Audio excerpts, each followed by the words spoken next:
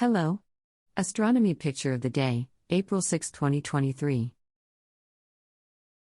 Today's video is about Terran 1 burns Methalox.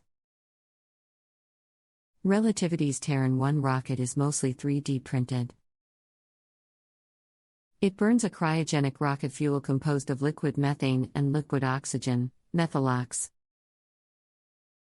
In this close-up of a Terran 1 launch on the night of March 22 from Cape Canaveral, icy chunks fall through the stunning frame as intense blue exhaust streams from its 9 Aeon 1 engines.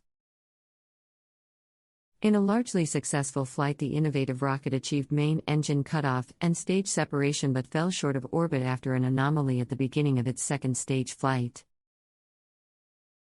Of course, this Terran 1 rocket was never intended to travel to Mars.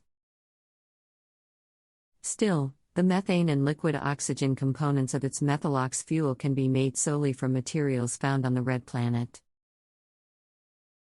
Methalox manufactured on Mars could be used as fuel for rockets returning to planet Earth. Thanks for watching.